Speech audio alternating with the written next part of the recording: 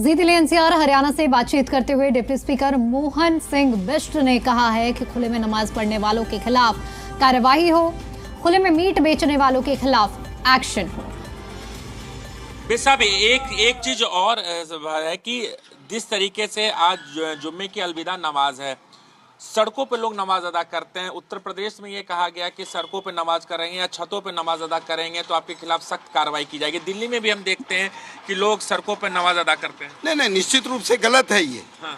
मान लिया हम किसी की धार्मिक भावनाओं का सम्मान तो करते हैं।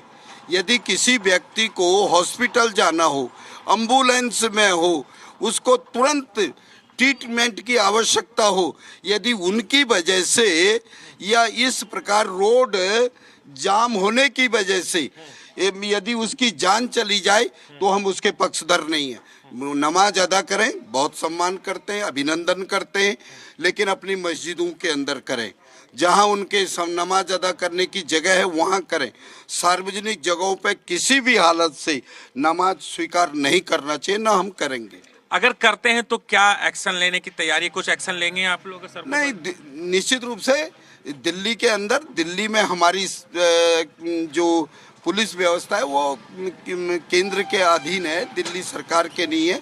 लेकिन हमने उनको अवगत करा दिया है कि इनकी वजह से यहाँ परेशानी होंगी और हम इसके बारे में संबंधित विभाग के अधिकारी को कहेंगे। सवाल है कि सार्वजनिक जगहों पर जिस तरीके से खुले में मीट बेचा जा रहा है, लाइसेंस नहीं है, उसे लेकर भी कल विधानसभा में बातें रखी गई कि खुले में मीट बेचेंगे तो आप कार्रवाई करेंगे। मीट कारोबारियों का कहना है कि उनके पास लाइसेंस होता नहीं है, कई सालों से बेच रहे हैं, वो क्या काम करेंगे? नहीं, पहला ढर्रा कैसा चला हो, उस ढर्रे के आधार पर तो हम चलेंगे नहीं। हम दिल्ली को सुधारने के लिए, सुव्यवस्थित करने के लिए, इसीलिए तो लोगों ने हमको वोट दिया है, इसीलिए तो हम जीत के आए हैं।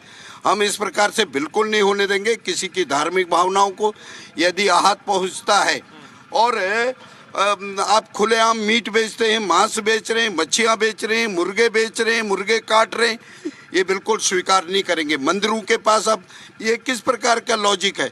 यदि तुम अपने धार्मिक स्थानों की जिस प्रकार उनके बारे में चर्चा करो, दूसरा का भी तो धार्मिक हुए हैं, लेकिन हम सब लोगों को धार्मिक भावनाओं को याद में रखते हुए, यदि माँ दुर्गा की पूजा हो रही है, नवरात्रों का व्रत लोगों के द्वारा रखा गया हो, तो निश्चित रूप से इस पर रोक लगनी चाहिए और उनको बेचना नहीं चाहिए। नहीं, यदि बेचेंगे तो उनके खिलाफ सख्त कार्रवाई की जाएगी।